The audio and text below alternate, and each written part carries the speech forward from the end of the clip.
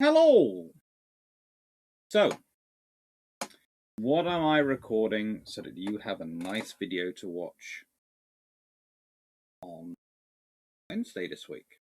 On today, which is the 2nd of March when it comes out. This is being recorded on the 1st of March, which is technically Pancake Day. And I'll probably still be going to the gym. Well, I thought I'd give you a bit of a special treat. And I'm going to be honest, this is a bit different than my normal treats. It really is. Because I'm doing a sort of real-life scenario. Can't think what real-life scenario involved. One heavy cruiser, 2 light cruisers from the Royal Navy, and one heavy cruiser from the Germans in, let's be honest, in the 1940s it took place, but they're 1930s era ships. But I thought you might enjoy. So, let's go to design ships. Now, I have got something interesting for you. I can either go with my, this is what I would build instead of a York and Edinburgh, a York and Exeter class vessel. Slightly overweight, but pretty cute. And I do admit those are quad launchers rather than treble launchers and torpedoes. But they are cute. Or I can go with my, well, what would have happened if you, instead of building the county class as you did, if you built them Nelson and Rodney style? If you went right then. So these are going to have 14,500 tons of displacement, fully loaded. What can we build them like? And again, quad torpedo launcher. Because I like it. Twin 4-inch guns.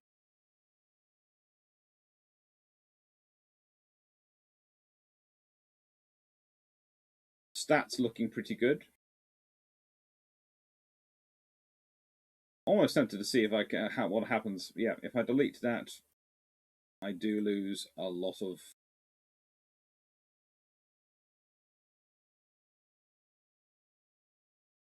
engine capacity, sadly enough. But no. There you go. There's my free funnel approach. Free same funnels, because I know how I get complaints if there are differing funnels. It is not liked. But no, this is, honestly, it's probably what I will go with for my heavy cruiser. Because I like it. But this would be, of course, more accurate. But I'm considering the light cruiser I'm going with.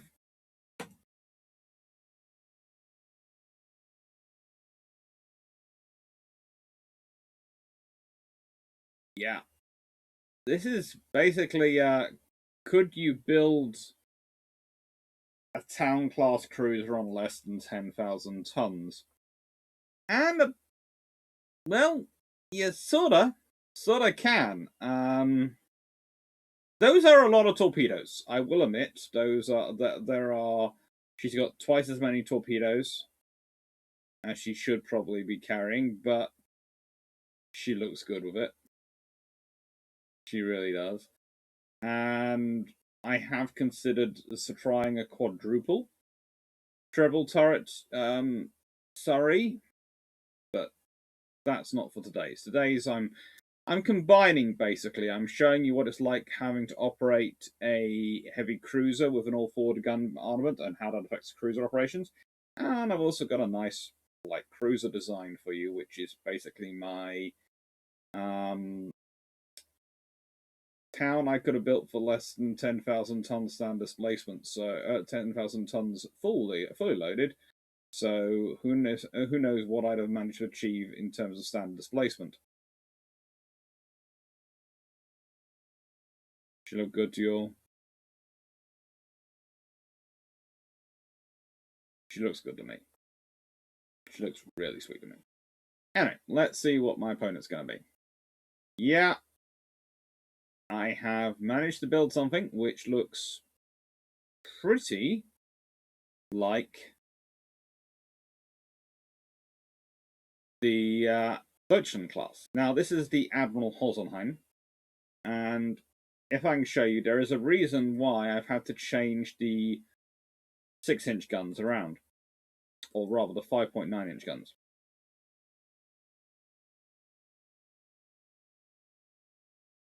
Because you can't really get space for them on the side. Even if you go for single turret, there isn't the space. So, you go for the centerline option, and remember, the Deutschland class have 4 singles each side. Now, I can get away, therefore, with just putting twins either end, but I'm gonna be nice because this is the Admiral Holzendorf, and let's be honest, Holzendorf would not have settled for this puny arrangement. In fact, honestly, I think he would have absolutely despaired of this entire design, but this is as close as I can get to the actual ship.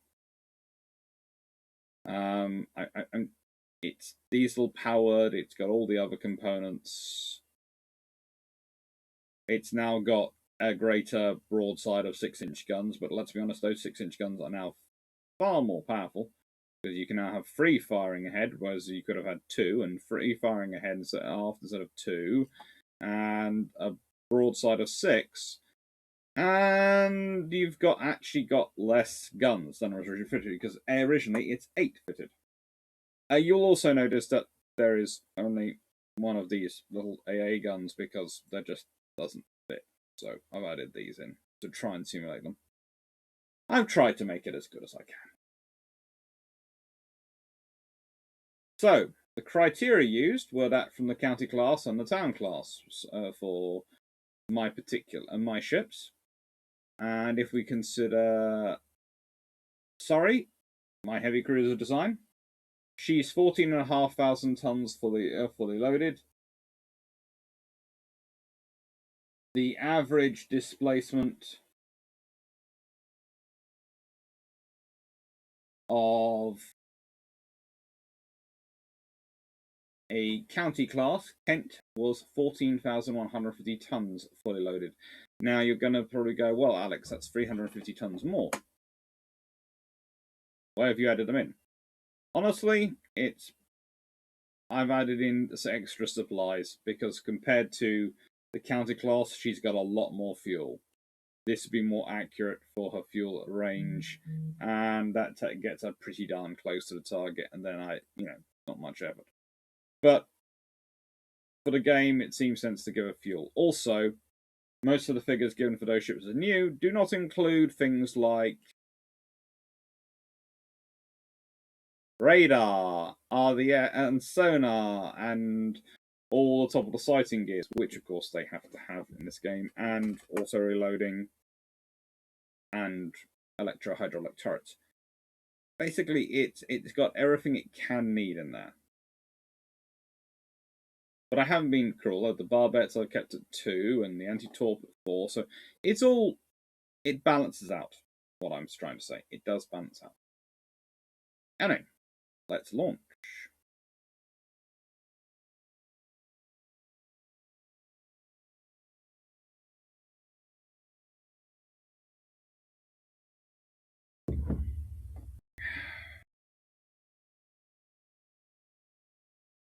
And we will see how this goes.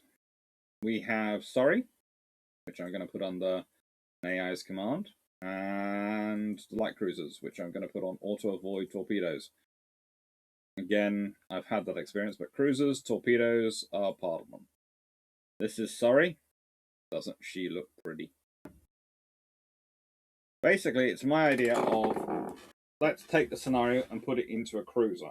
Because if you've got a very efficient design, and you know how to build the most efficient capital ship, you can scale it down to a cruiser. Theory. In practice, there is a slight problem with a cruiser in that they fight wars more of maneuver. And with the less armor, especially on turrets, etc., and therefore the more likely to disable them, is it better to have the 4 turrets spread out as much as possible, Quite possibly. That doesn't mean I wouldn't have liked to have seen this in service, because I think actually, as a modification of the county class, especially the one I've got in there, which replaces Exeter and York in terms of having 6 8-inch guns, I think that's a very much better idea than what they did with Exeter and York. So, we've got Surrey sailing happily. Let's go see our light cruisers. Second division. Yes. There we go, we have Lion. More torpedoes than a Royal Navy ship normally has, but, well, it makes sense. In this game, it does. There's criteria which work. And Pandora. Okay.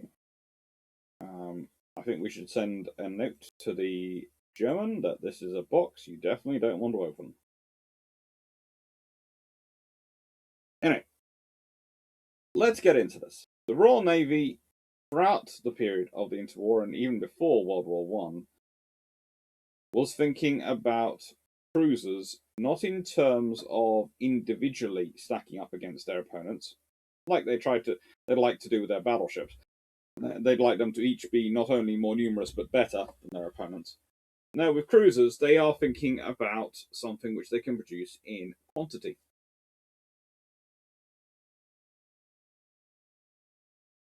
Because cruisers are always, to an extent, a compromised design. They always are, but they have to be. They are built lighter, but they're also built more numerically. They're going to have greater numbers, and greater numbers means that when they're in service, you're going to want to build more of them. And if you make them too complicated, and if you make them too expensive, you won't be able to build enough of them. So they're always, to an extent, a compromised design. So this is where Surrey is kind of interesting, and also where these particular Lions are interesting, in that they are all, to an extent, compromised designs. This is Holzendorf. She looks good out here. She really does.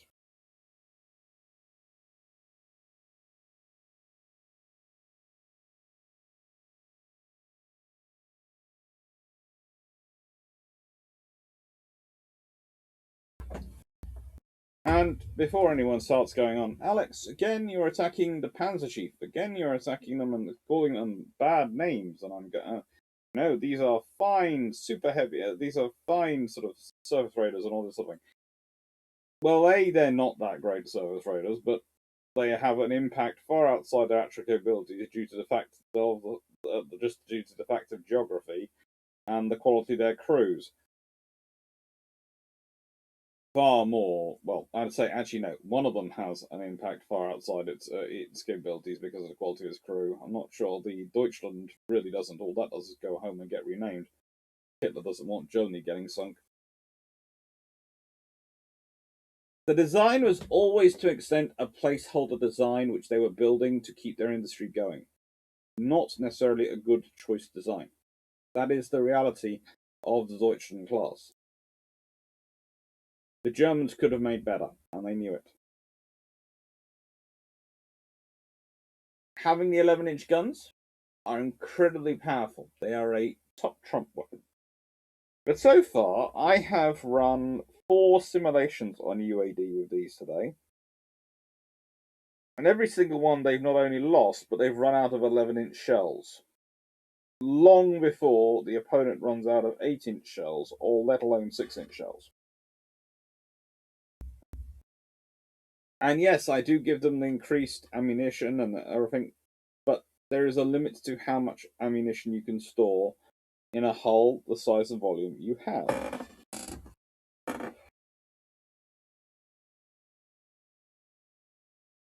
This ultimately means the 11-inch, as capable as it is, has a limitation.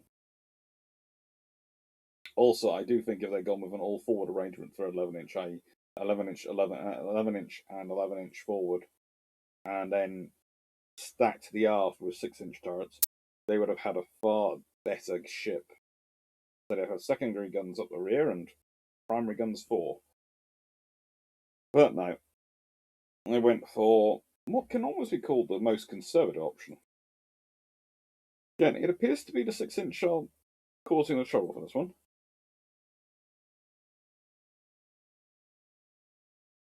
The sheer quantity of shells these 6-inch guns spurt out are what make the difference. Twin funnels and 32 knot speed.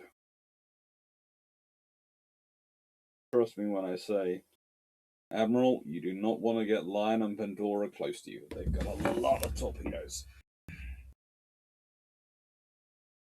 And at the moment, that is what they're doing. The Germans are trying to keep as far away as they physically can.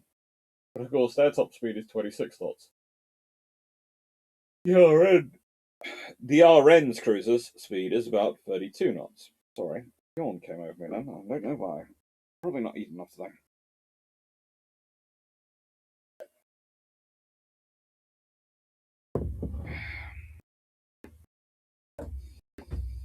If we go back to Division 1.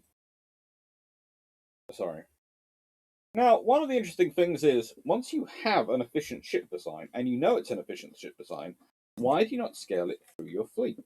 This is the problem with the Royal Navy, and arguably with the Nelson and Rodney, because they produce them, but because they make them as slow as they do, because of the decisions they make, not because the design has to be that slow, but because of the decisions they make, it almost gives the forward arrangement a bad name in the Royal Navy. Whereas, frankly, if you've got a tonnage limitation, it allows you to produce the most efficient ship on that tonnage. If you don't have a tonnage limitation, it's not sensible to do it. You just build a slightly bigger ship. It's one of those things. The all-forward armament makes sense when you're dealing with a tonnage-limited fleet.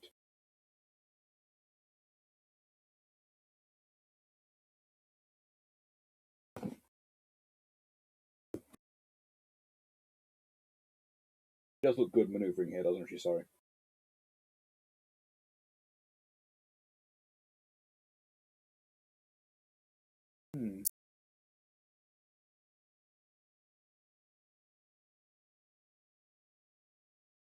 I do think the AI, though, on this game is sometimes a little bit nutty in dealing with all forward gun ships. It doesn't seem to understand that you don't need to go broadside, and you need to be pointing in the right direction.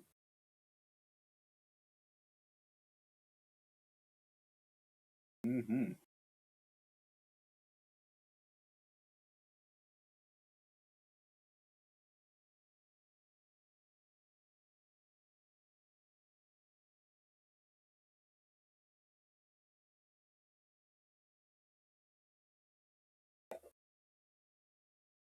I also think a treble 8-inch turret would have been a very good investment for the Royal Navy in the 1920s, because it would have been a very easy way to provide a lot more firepower to your Candy-class cruisers, and might well have led to a different choice of philosophy when it came to the 6-inch, because yes, the 12-inch cruiser, the 6-inch cruiser far outpaces the 8-gun 8-inch cruiser in terms of volume of weight of fire delivered onto the opponent. But, and I say this with a lot of love and respect for it, a 12-gun 8-inch cruiser is going to deliver a lot of firepower, especially if that's a 12-gun British 8-inch cruiser, because of the way the British design their systems and the speed of the full rate of fire.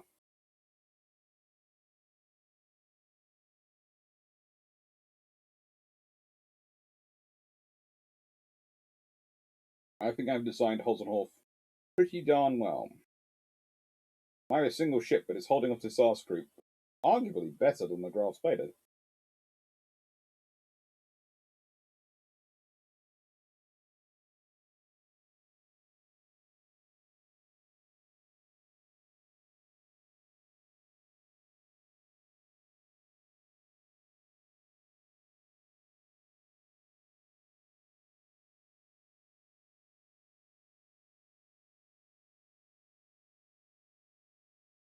Mm-hmm.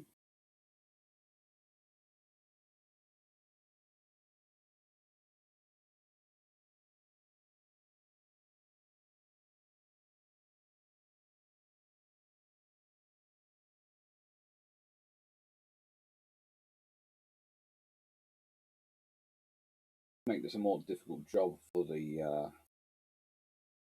Amazonov. As you can see, this is the thing, I can present a narrower and narrower profile to my opponent.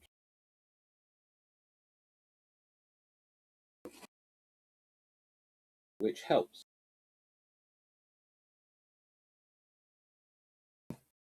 There was a debate in the comments and on Discord the other day because of what I pointed out in terms of the guns being able to fire at each other and the ships being able to fire at each other. That if you're staring straight at a target and it's a thin target, it's quite difficult to work out how far away it is. Whereas if it's going along, chugging along broad to your side to you, it's easier. Now that is true. But a few people came back and said, well, yes, but if you're more likely to fire short or long when you're aiming, so this way they actually do present more of a target, and that is arguably correct. But the thing is, the ships didn't like to go straight on. What they tended to do was do what I'm doing with Surrey, which is try and maneuver at a point off.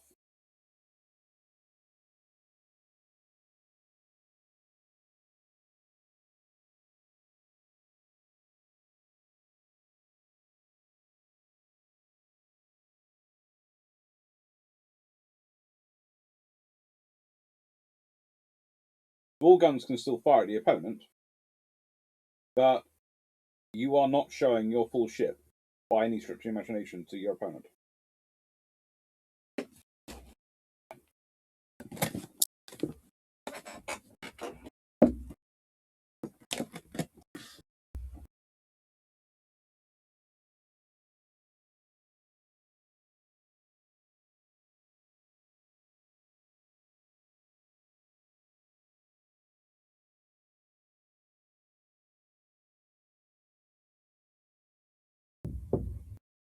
As you can see, even in the game, this has had an impact on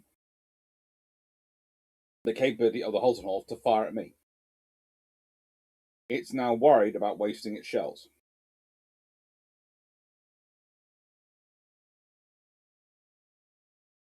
Which it should always be worried about wasting its shells. Mainly because I love making it waste its shells. But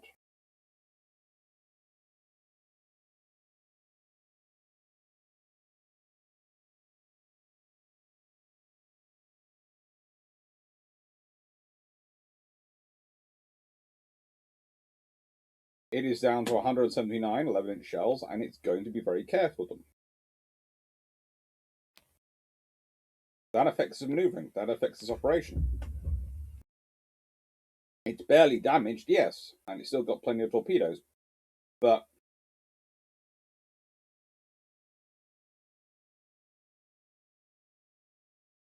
it's not exactly in a good spot. Now, as we can see, not all guns are now open and can fire, so you take it off a point again.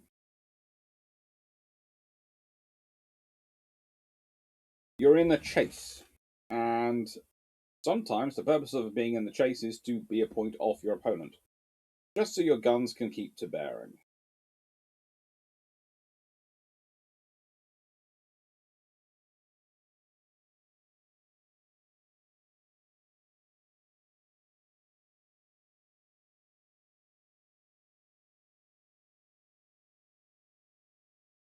Apparently the Holzenhof is firing torpedoes at my Lion class, of course, my early proto-towns in a way.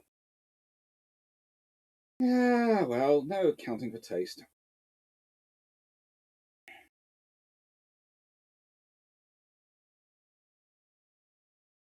Firing torpedoes at light cruisers. When you're a heavy cruiser. Whatever next.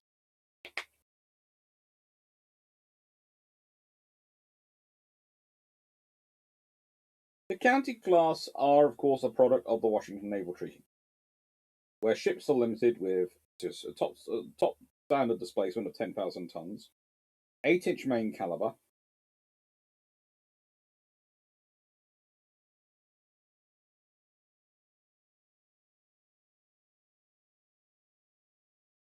especially when you're considering the Type B cruisers, which were supposed to be, according to RN's calculations, 8,250 ton ships, i.e. the plan being to build 6 instead of 5 counties. You sit there and go, well, why are you persisting with the outmoded model? Why are you persisting with the less efficient model for your cruiser design than for your battleship design? And ultimately, it does come down to conservatism. Stanley Goodall, when he becomes Director of Naval Construction in the 1930s under Henderson,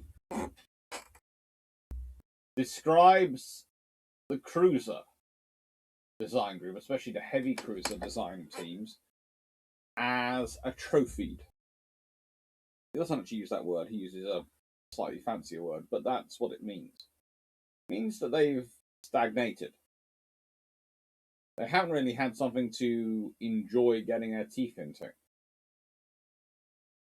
Well, you could argue that's because the heavy cruisers they were building were not really heavy cruisers because they were so light and they were actually designed based on the parameters of a light cruiser. But, you know, life happens.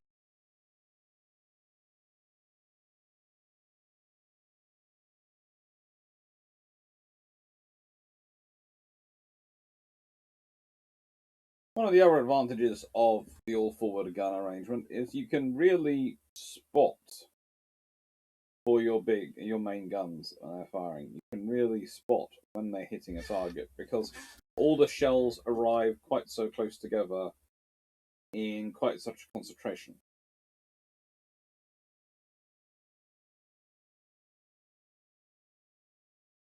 Oh no, really. Let's go see what Hosanov is up to. See whether that's damaged at all. 80% and 70% afloat. Okay, so that's fairly good. Sorry. You're down to 440 something for your ammunition. 8-inch gun.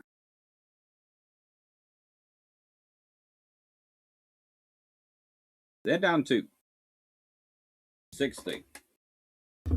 And they've got no torpedoes left. Okay, when they're out of 11-inch guns, I'm probably going to bring my ships in as close as they could physically get. Because with no torpedoes and no 11-inch shells, this then becomes a very large, slightly lumbering light cruiser. And my light cruisers would like to get their teeth into that. They really would. And the closer my ships get,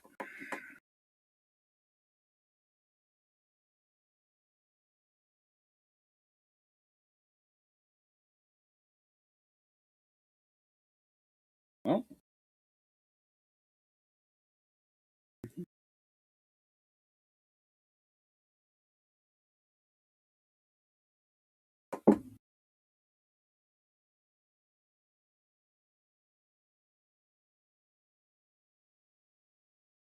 I don't think it's going to like this. But I could get it to fire its first all its 11-inch rounds before the 6-inch cruisers, the light cruisers, get in range. Definitely my aim.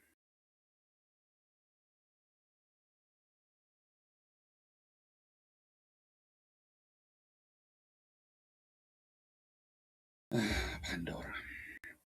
I would also advise that for this particular operation and this sort of thing, if you are doing work and you are against something which does have torpedoes, loose it always seems to be better than tightly held.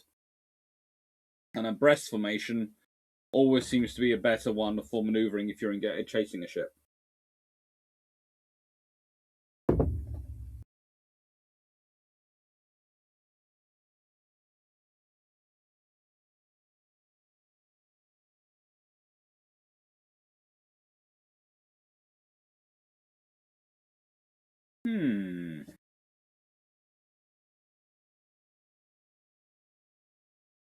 Let's return to the flagship and see how she's doing. She's okay.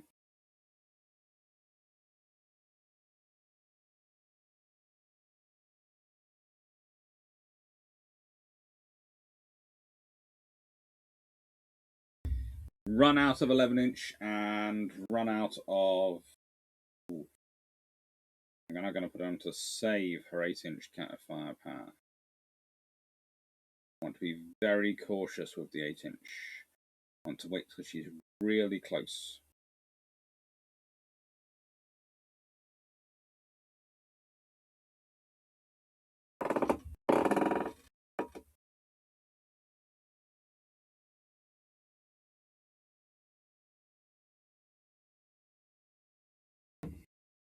This is not going to be a good way for this ship to go, I think.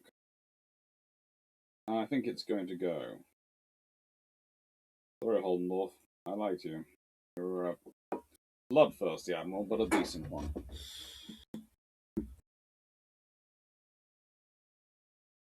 Yeah. That's not going to enjoy what's coming down on it. See, is the thing, if you set it on to save ammo,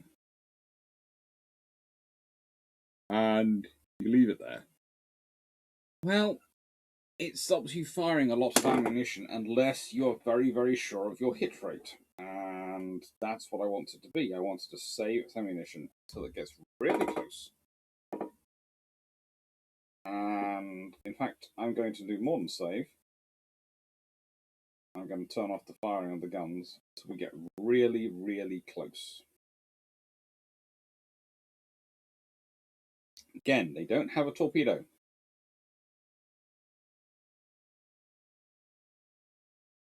So I can do this. Even though this is incredibly naughty and incredibly not what you should do in this game or in any other game. But it does sometimes work, especially when you have an all-forward gunship.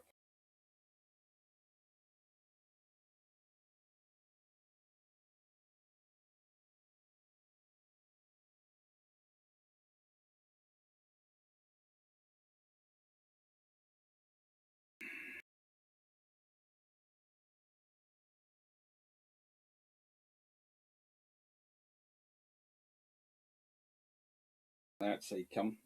Getting closer. Ooh. 8-inch guns are now down to pretty much point-blank range. And I can do this because they're out of torpedoes, basically.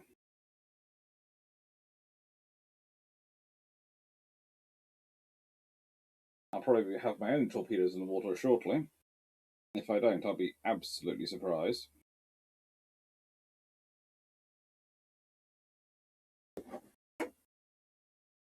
But this is ultimately how this battle is supposed to go. This is what the Royal Navy envisioned they would be doing to hunt down German surface raiders. They didn't think they would be having one-on-one fights. That was for other navies to have one-on-one fights. If the French really wanted to have a one-on-one fight, they could. Now, the British wouldn't stand in their way as long as the French caught the opponent first. No, what the Royal Navy wanted to do was to put down surface raiders and put down the threat of commerce warfare as quickly as possible.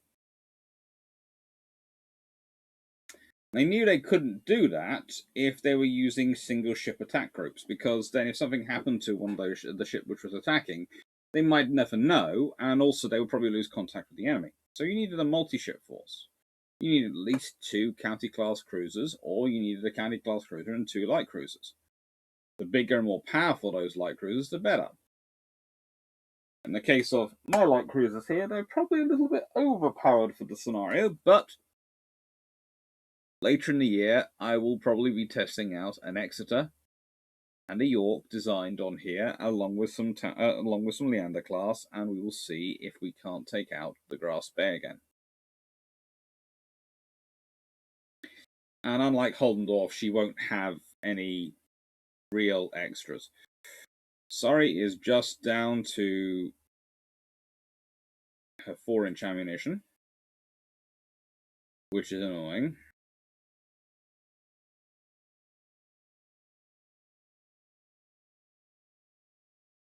But now we'll get the light cruisers to come in, and the light cruisers, I think, do have... See, Alliance have torpedoes. Pandora has torpedoes. Not sure if any of the torpedoes have actually hit. Oh, good lord.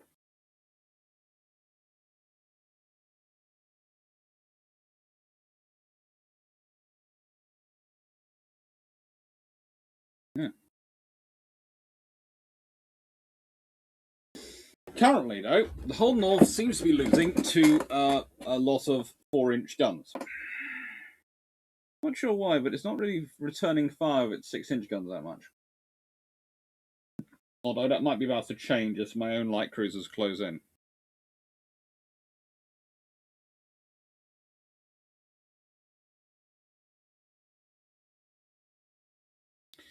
They, of course, just had the 6-inch shells on them, 6-inch guns on them, and the torpedoes.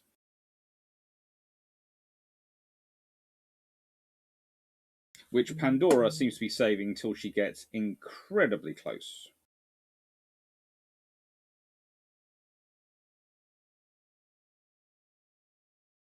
Which is really not nice for Hull North, which is currently being bracketed by 4-inch guns from both sides.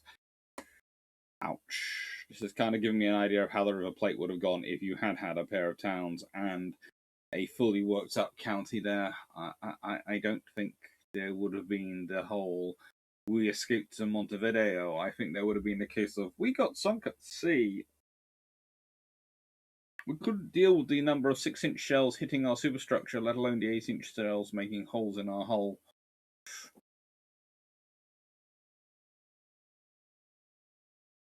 Although, of course, they'd be mission killed long before they were actually killed.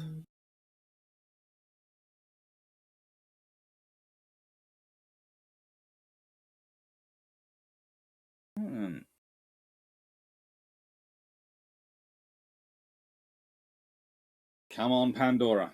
Come on. Launch some torpedoes. Launch some torpedoes. You've got to be in torpedo range.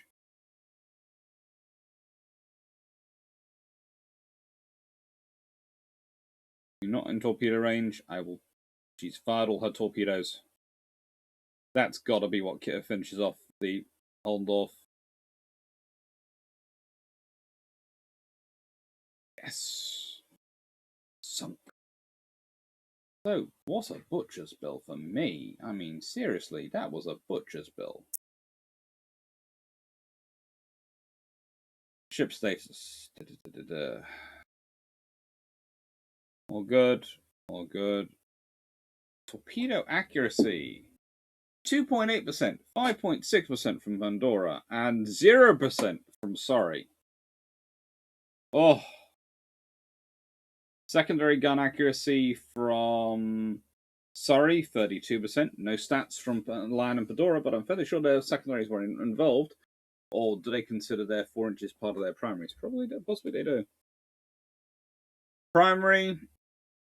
Ooh, gun accuracy. Primary. Ooh, Lion is up there with 15%.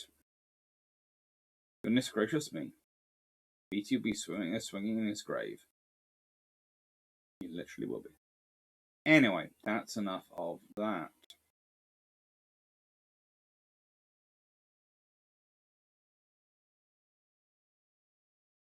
We can now have... Now, at some point, you'll probably also see me do the actual proper Battle of the River Plate, when I can build HMS Exeter, Ajax, and Achilles, and make them properly out. And it won't be against Holzendorf, it'll be against a proper Woodland class, which won't have the modifications. He says. The point about the Deutschland class is, of course, despite my view that Admiral Holdorf wouldn't have liked them, they are built with the best available equipment that Germany has at the time in order to maintain the ability to build equipment at all so they can build ships later on. That's their purpose. Their purpose is that they are, mission-wise, if they actually provide any viable function in wartime, that's just cherry on top. That's wonderful. But that's not what they're needed for. That's not what they're being procured for. They're being procured to be these ships which will allow the Germans to procure ships, because their shipyard and infrastructure is suffering that much. We often think about the Royal Navy's infrastructure and issues in the interwar years and World War II and World War One, and we think about the American ones with their massive construction program. Think about the French having to build their battleships in 2 yards and solder them together.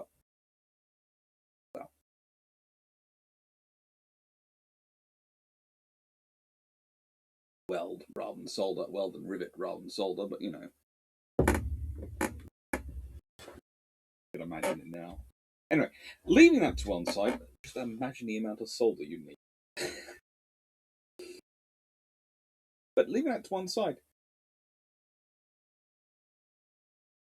the Germans are this mathematically, technically orientated group. Now, the Japanese are preparing to be able to fighting outnumbered, and constantly presuming they're going to be charging in and surrounded by Americans. So, an all-forward design for them is impractical. Both the French and the British go with an all-forward design in certain circumstances. The British, with, of course, Nelson and Romney, and with the battle class, which there has been some interesting comments about. Again, I will remind people when they say, you know, that it would have been better to do this, that, the other. If you're building a general-purpose destroyer at that period in World War II that they're building the battle class, there are still very much German battleships, Italian battleships, and Japanese battleships in the offing. If you consider the amount of engagements where the threat of torpedoes have been decisive, let alone the actual firing of torpedoes, you can understand the desire to have a second launcher. Then if you consider the need for anti-submarine warfare capabilities, Squid, all the other sort of mortar systems, and the need for having 40mm, a lot of 40mm, then using the weight for a third BD turret between decks, 4.5 General Purpose turret, becomes something which is difficult to justify. It's not that they don't want it, it's that they can use that weight far more efficiently. What does that give you versus the two you already have, especially when you place them as far forward as you? If you look at the battle class, you'll notice there is a big gap between B turret and superstructure for leading up to the bridge. That whole gap there is to allow B turret to turn around as far as it can, and A turret to do the same, to turn it around as far as they can, and fire as far as cover as wide an arc as physically possible. That's what it's there for. So they don't have to maneuver that much. And that's also the other thing. You know, building an all-forward ship, you are basing it on it being able to maneuver to face its opponent. A destroyer will be facing their opponent when they're going in, firing torpedoes, etc. And then when they're drawing, then they have to cover their aft. And again, this comes up with various scenarios. Well, if you don't have a gun fire aft, you know, that makes a big problem. In World of Warships, it certainly does, where destroyers are used for scouting and those sort of scenarios. In the open ocean and the seas where they normally operate, it's actually less of a problem. And this is, again, something you would have to be watching when you're doing the confirmation bias and when you're doing this sort of studies. UAD is a good example. There are things in UAD which have to be done in order for you to be effective. Auto-loading. For your cannon. Guns. Yes. Because everyone does. You'll have a slower rate of fire, and it will get very messy very quickly. Even though it weighs a lot, and not everyone had autoloaders. In fact, the mechanization below for anything above a 6-inch is almost laughable. So, what has this video been about? Well, this video has been about, could we have applied the Nelrod style to an 8-inch cruiser? Yes, good. And it looked like it would have worked very nicely. How would it work with 2 Town-class cruisers in a Royal Navy's wet dream scenario for actually engaging a Deutschland class? Well, it sunk it, but they all ran out of freaking ammunition. Which shows really how equivalent they are. Yes, one's got an 11-inch gun. But still, that doesn't wreck and ruin the light cruisers, let alone the heavy cruiser. It didn't. They were all still afloat. They all carried torpedoes. They all had a 4-inch secondary. They were all capable little ships. And I've run that simulation in various forms a number of times. I've had it with 4 heavy cruisers. I've had it with 2 heavy cruisers, 4 light cruisers. And as you saw, 1 heavy cruiser, 2 light cruisers. And I've had it against 1, 2, 3 Deutschland. Even 4 at one point, which was an interesting scenario. Four Royal Navy heavy cruisers versus the four Deutschlands. I was sitting there expecting 11 inches to basically decimate the Royal Navy. Didn't work out that way. The Royal Navy did lose 2 ships, but the Germans lost 4. Thanks to torpedoes.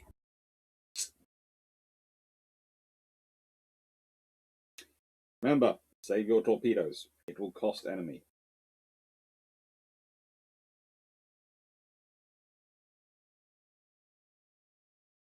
Ultimately, the Royal Navy doesn't go down that route because they are looking for continuation tradition. And that's where you get the idea that, to an extent, as much as they are, the King George V class are rather than successors to the 1920s design of Nelson and Rodney, they are successors to the design of the county class cruisers. And that's, the full suite and spread of guns. But what the Royal Navy really loved to do, the Royal Navy would have loved to up the weight limit. The Royal Navy would have loved to up the displacement limit and actually be able to build something. And I think, again, this fits down into the county cruisers. They are building them like they are so they have the visual impact they need to do their job in peacetime. But it means you have a less efficient warship than you could possibly build for wartime. And you have to make that assessment. Does peacetime matter more than wartime or equivalent to wartime when you're designing your ship? If it does, then you have to think about it and have to design for it. The 8-gun and 4 twin turrets arrangement is a very stoic, very good arrangement for entertaining.